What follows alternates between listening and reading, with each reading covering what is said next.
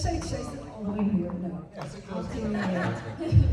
Wow, that was, so we're getting into how to generate ideas, coming up with new ideas, which I think is one of the, of many things, one of the more challenging things for creators as we keep up our businesses and do everything on our own, it seems. So, yeah, just for some context, I'm Cheryl Lazar.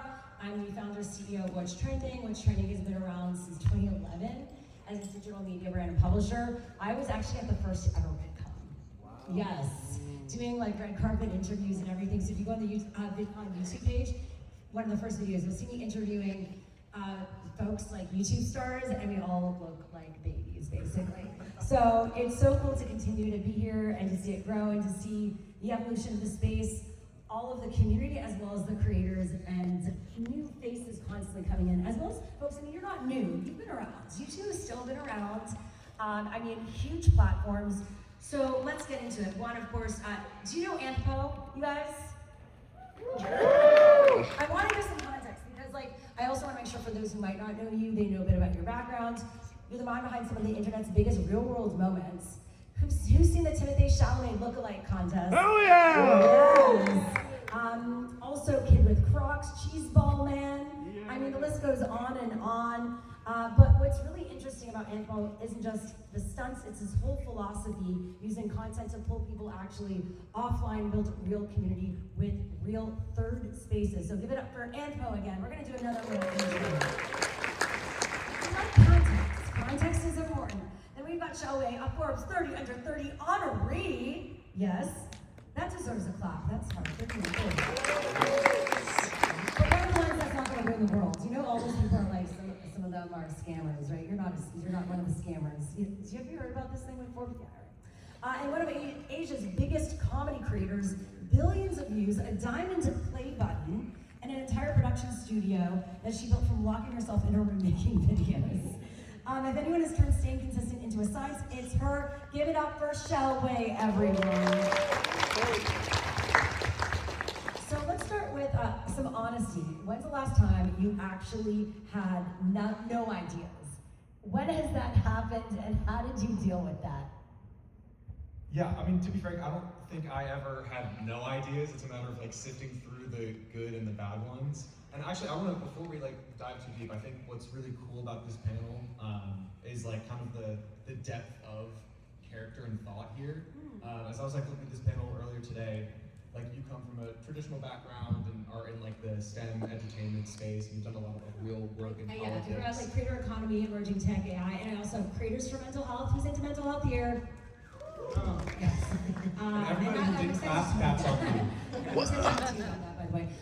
And then, yeah, I created the first Creator Bill of Rights with Congressman Khanna this year, so lots happening with that. But Yeah, thank that's you awesome. for, are you interviewing me? Thank you for doing research. And then obviously, we both make entertainment content for entirely different demographics, so I think it's interesting to see like the difference between how you and I think. So that's what I'm excited to explore, and hopefully we can save time for questions from people. So whoever has the best questions, we're gonna get a really crisp high five. But to your point, yeah, I think for me, I have like probably a Google Doc somewhere of over 100,000 ideas over the past 12 years of creating. And it's a matter of finding the ones that like feel magic and also executable. But yeah, I mean, generally I'd say I have bad ideas all the time, but I wouldn't say I have no ideas. I'd say ideation is a muscle, so the more that you do it, the more your mind is just constantly racing. Every time I see someone's video, whether good or bad, I am particularly inspired, and whether or not something good comes from it is up in the air. Yeah, and what about you, Shelby? Yes, I agree with you. Like, we have tons of ideas. I think for most of the creators, we have tons of ideas. We just don't know like which to pick. Yeah. So yeah, we're actually deciding like which one should we use. So for us, what we do is like actually I have a content team. Yeah. And the content lead is actually my boyfriend, so we fight a lot. Like he said, this is good, and I will say no, mine is good. Yeah. So what we do is like, okay, we just test it out. We prove it by the data. Oh, okay. That's how we convince each other for the next time. That's interesting. I do the opposite almost. So actually, yeah, that's a really good point. Wait, who here? Everyone makes content here. Everyone is like a content creator. Who's a creator?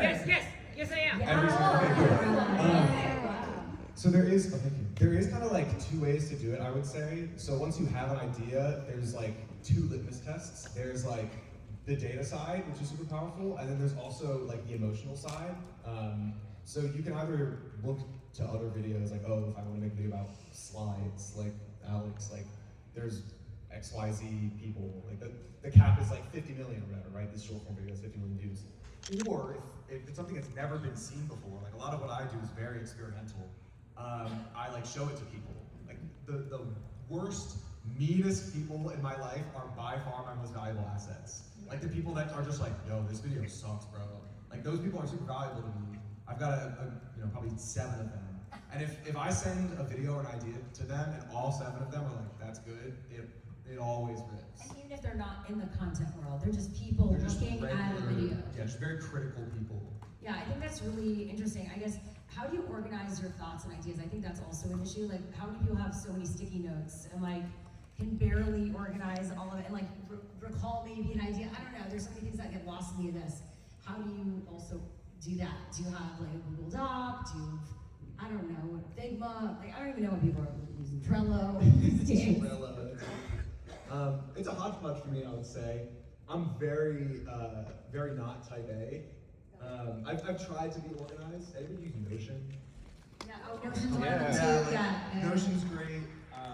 Like Notes app on my phone is something I'll do. Every plane ride I take, I like don't do anything other than write in my Notes app. So I've got lots of Notes app for ideas. Are you organized? You seem like you'd be very organized. No, You're not? I'm pretty straightforward. We open a WhatsApp group and then everything, like all the jokes, we just throw into the group. That's all. That's Don't all you we lose do. track though? Like, I can tell you how many times like I've lost track of an idea, and then I go back maybe, and then I go, oh, we never did that, and then either it's lost the timeliness, or and maybe I'm not into it anymore. But like, how do you resurface those ideas and make sure you remember? So that's a good point. I would say if you feel very passionately about an idea in the moment, odds are it is time to execute upon that. That's a really good, there's the classic, it's like, not to be, what is it, like a performative male, but like the Rick Rubin book, anybody read The Creative Act? One person in this whole like 10 people. It's like the quintessential like snarky creative book. It's Rick Rubin's like this prolific music producer. But in that book, he says like, if you have a really great idea and you don't execute it, somebody else in the zeitgeist will do it. And I found that to be 100% true. If I'm like, that's a great idea, and I don't do it within the first like 6 months, someone does it. So anything that I feel very passionately about, I usually don't lose track of. I just do it. Yeah, Elizabeth Gilbert also has a book. She wrote Eat, Pray, Love. This is another book, and she talks about how ideas find you, and you could be the vessel for the idea. And then if you don't, move on it and act on it, it will find someone else. And so it's really up to you to decide what's worth your time, energy. Are you going to jump into it? But then on the other hand, how do you deal with the distractions? Ideas. There can also be ideas that are distractions. That maybe like you're very particular about your content. What do you, I guess, how do you navigate the ideas worth doing versus maybe the distraction ideas? Instead of calling it distraction, I would say it's something new for me to Experience? Yeah. Yeah, so I actually welcome all the distractions. Okay, because if you do the same thing too repetitively, it'll get bored, and I believe that your audience will get bored as well. So sometimes do something like out of the norm, something that's like weird. I think it's fine. How long did it take you both to figure out the formats that work and to like find your brands, your creator brands? Yeah. I've reinvented myself many times on the internet. So I've been doing this for like 12 years now. I used to do sketch comedy, and then I was in a TikTok house, and then I made skits, and then I made college content, and then I ran Mr. Beast short form creative, and then the past 2 years I've been doing these like anonymous stunts, and now I also have like a friend group channel. So I just keep reinventing myself, but and this is also to your point on like distractions. For me, like even if a project fails, I'm always just going into it being like, is this emotionally compelling and fun? Do I want to put this out on ether? And if it fails, which I've failed many times, you learn everything you know.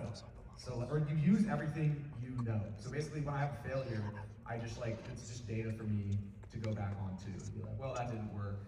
So even the quote unquote distractions end up helping me. And I'm always reinventing my brand and me, it's always just an emotional question. I just show it to friends, and Yeah. eventually it works. And it's funny because these days when you fail or you succeed, like it's the founder story. It's like people want to be brought into the journey and actually see what works, what doesn't, and it can be part of the content for some people, Yeah. right? What about you? Actually, I didn't start to do this like family-friendly content at first. Before this, yeah, I tried out like different kind of stuff. The one make me viral is actually the special effect. I built like we asked our editor to build a train like that cross into your house and stuff, and then they make my video viral during the COVID period. And then we also tried different stuff like education stuff, different kind of things, and then end up actually we are planning to do like just normal trending like adult content. Yeah. But by accident, I'm kind of like acting too childish. Maybe I'm short. Maybe I look like too childish in a sense. I don't know. So the path go towards this kids comedy. Yeah. And then we also noticed that like this genre actually not much people is doing in this genre. So we were like thinking this is actually good because kids they don't really have much choices because they have like for example Coco Melon like super kid that kind of content or they have like adult that kind of content, but I think for this specific like age group they don't have much options to choose. So we were like hey, it's actually quite good and then we can spread positivity like with them. I think it's good. Yeah. So and I'm doing So this. then you discovered that one video that was more for kids that you did, or you didn't? Did you realize it was for kids?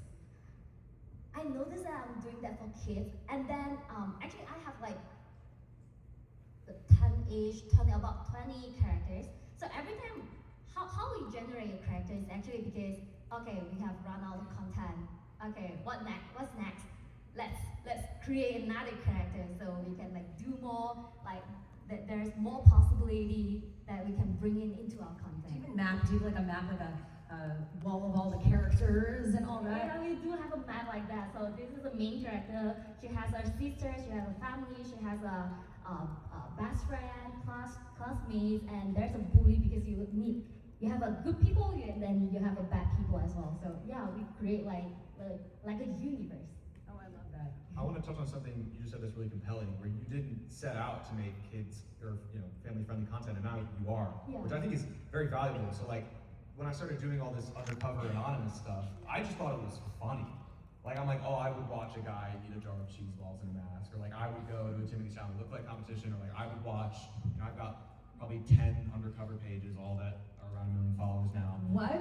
How do you even keep that up? I can barely keep up one profile. I'm fortunate to have a Fun. team. I'm fortunate to have a team now.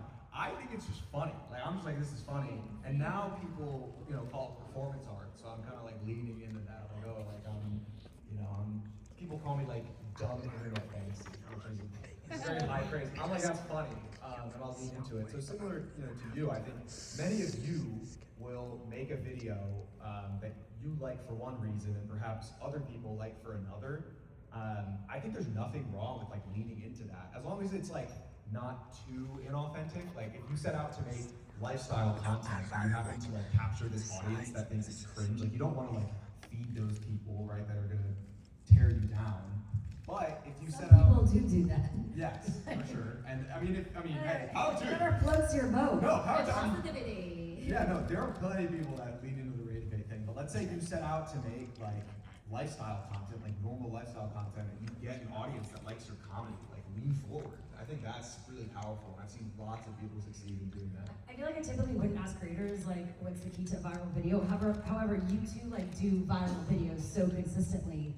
So I guess I want to know like what is the key to that, because it seems like you two have figured out some sort of recipe. Yeah, for me, and again, the one thing I'll say is that like the second that everybody starts doing a thing a certain way, it becomes like normalized, and then it doesn't become viral, if that makes sense, right? Like people talk about the Mr. Beastification, right? The idea, this is an analogy I'm sure some of you have heard. Who here's heard of like the purple horse analogy? Yeah, I tell people. Purple cow?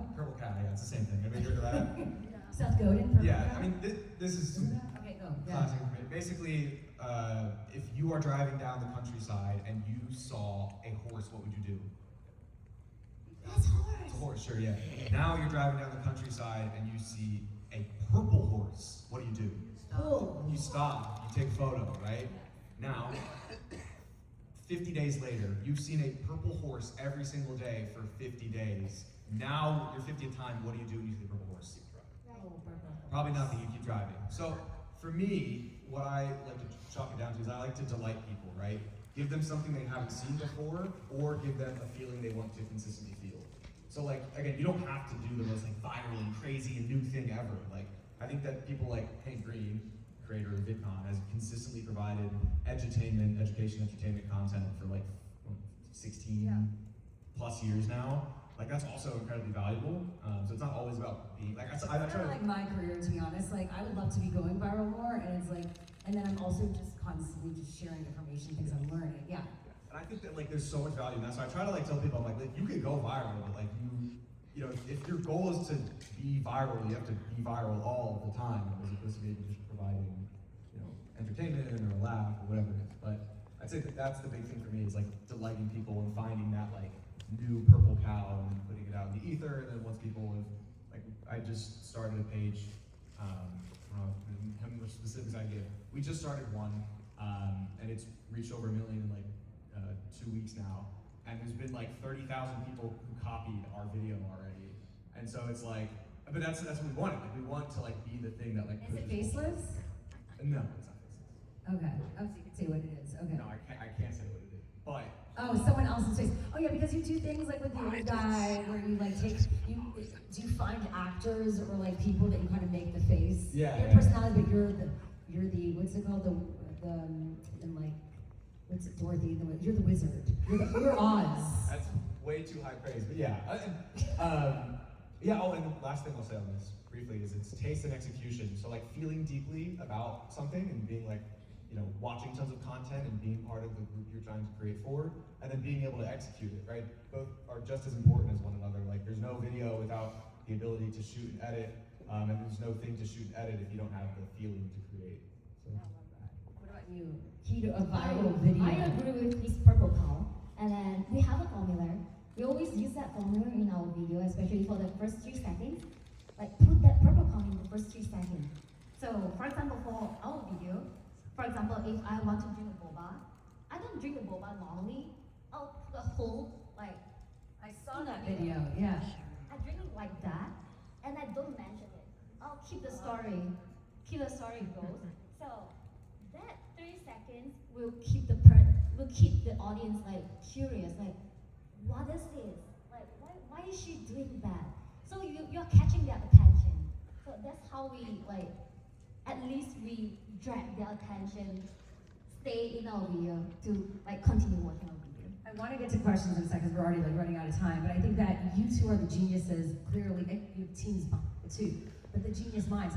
How do you then translate that to a team? Because I feel like you could have an idea as a creative and an individual, like the artist behind it, but then getting your team on board to make sure they're thinking in the same way, or maybe it's not about that. Like, how are you doing it at scale? How are you like getting your teams to execute it against this and building that out? Because that's also a big thing I think people are thinking about, like idea to execution, team, scale. Yeah, I want to be careful about like recommending people to like build the team. Like the building the team thing should come like pretty late. I don't know if you. I would love to hear your take on this. But I've been a creator for probably like 12 years now. Only the past like 2 years have I like really built out the team. I think what you need are like partners. I think like most creators are going to be like small businesses really. And like I think that's how it should be. I also think it's honestly way more fun, way less stressful to like be a team of like 1 to 4. It's a decision, trust me. Yes. Yeah, and I'm sure you've seen it a million times over. But yeah, I would say finding people who you love to work with who aren't yes people. I think that's the best advice I could give. I have lots of projects, like I have a group project we just started with a bunch of friends. So I have my personal team, it's about 14 now. What are they all doing? It's honestly, right now it's a lot of brand work. Like brands love what I do because it's like all undercut. So yeah, I mean like brands always come to the door and I send it off to the team. But Bunch of Friends is a good example. It's 4 of us, so we're all creators, and we all are like, the goal is to, again, this is a very fun career to have, ultimately. Like, it's such an incredible career, and don't lose that. So like, be surrounded by people who are joyous and don't drag you down and are going to be kind, but also aren't afraid to be like, yo, this video is trash. I'm happy you said that, because I had a video recently, it was like viral, but like the edit came in and I was like, this isn't good. And then I had to be like, I think you're an amazing editor, but like, be honest, do you think this video is cool? Like, do you like it? Like, if you saw it, would you watch it and share it? No? Why are you giving this to me then? How dare you? You know? And you're fired. I was like, but yeah, what about you in terms of team scale? Yeah, for us, I'll try to build a culture that I think that is suit to our IPLC. Is that called IP? Your needs or your IP, your brand. Yeah. Your brand, yeah. So we have Intellectual a team property. we have a team of around 20 right now, and then, but we don't let go the content side, because the content is the crucial one, the most crucial thing for your channel. So you can hire a videographer, you can hire an editor and stuff, but eventually, if you're a creator, the content has to be from you, because you're the core. And then spread the culture that you want, for example, positivity, for example, build kindness and stuff. Yeah, I just Respect, all that. We have like 5 minutes. Questions. Let's get to questions. And all right, do we have a mic? All right, you could just come up. Yeah, you want to pass your mic? Or Yeah, pass it? come up to the front so I can give you the mic, please, and in a line. Oh my God. Thank you. That would be great, Michelle. That Let's would try be- to answer as many as we can. Oh, we have that. Oh, Thank great. you, sir. Oh yeah. Oh, I can't. Oh, I can. Okay, you're gonna have to watch me do this. Oh, okay. Okay, so one word of question. My question is, okay, so I kind of heard some things about, like, okay, the content has to be from you. Like, what exactly does that mean? Because I know that there are some creators that are just perfectly fine with just doing everything themselves. Like, I just want to like understand more about like just how I can have this same success, because I'm a creator that just prefers like, okay, I just rather do everything myself. You're asking like at what point do you delegate? Is that essentially the question? What I mean is like, is there a way I can have this like same kind of success if I do everything myself? Like, even if I don't have like a team or like partners like you do? Yeah, for sure. I mean, I was completely solo, and most creators are solo for like I know creators who have 25 million subscribers that are just complete solo. I think it's a matter of what you're making. Like, if you're making super high lift content, you can't like reasonably do that at scale consistently unless you have a team around you. But if you're just speaking to the camera and like captivating a community, I think it can easily be done alone. And you'll know when it's time to like, where you're either spread thin, you're getting a ton of work, like brand deals, like when it's time to delegate, when you're stressed out, burnt out. These are signs. You're doing things you hate. You don't want to continue creating from a angry place. Get some support. Delegate what you don't like doing. When you have the money, do it. Don't stress yourself out and spend more money than you don't have. Yeah, for sure. Wait, do you want to answer or no? Anything? No. Okay. Hi, so is this on? Okay. When you do experimental content, what is like the strategy for coming up with ideas that are something that people haven't seen, are that purple horse, while also lowering the risk that just naturally comes with experimental content? Yeah, I mean, that's a great question, and something that ultimately only comes from great minds arguing. So there's a book called Creativity Inc. Anybody familiar? It's a good read. No one's read Creativity Or Inc. maybe I should get that for my team. Hey! Did you read it? It's a book on the people who made Pixar and like how they did it. And it was literally like the 10 greatest minds in animation yelling at each other around a table. And just like whoever's idea came out on top wins. So again, we're always like, I have a bunch of friends, myself and my close confidants and squad, like we want to be better than everybody at like delighting people and like making the internet the place we want to see it. So we will just argue for hours until that happens. But other than that, yeah, I mean, it's hard. It's not like a science because it's like, it's about where the culture's at and it's like an emotional art. just trying to like feel it out, I guess. Hopefully that was. No, Did I pass? Yeah, that passed. That was super helpful. Thank you. Shall we, do you wanna add or do you have anything? Well, for if you are doing some experiment, like new experiment, for us, we'll make sure the pace is really fast. We talk about formula a lot, sorry. That's what people wanna hear. Make that really fast pace, and then remember your first 3 seconds. So let the audience know like what is this video about. So if people get attracted, they'll stay. So after that, you will read your data, and you will know if you should do part 2 or part 3 or part 4 or not. Thank you so much. So, what is your guys' process for making content? Because I make content myself, and I don't know if it's just because I have a tight niche, but sometimes I found it like really hard to come up with ideas. So I was just wondering what you guys What's did. your niche? I make VR content on a game called Bone Lab. Wow, that's really specific. Any thoughts? Yeah, I would say there's the general pipeline you can go down, which is ideation, feasibility, pre-production, production, post-production. Like that's like the most like basic answer I can give you. But realistically, there isn't a right way. I would say do whatever is the path of least resistance that allows you to have output, and preferably, I think, I don't know if you already have this, but like finding a group of people that are just going to motivate you in your niche will probably help you discover that, because it's probably different for you than it is for everybody in this room. I have some, yeah, go.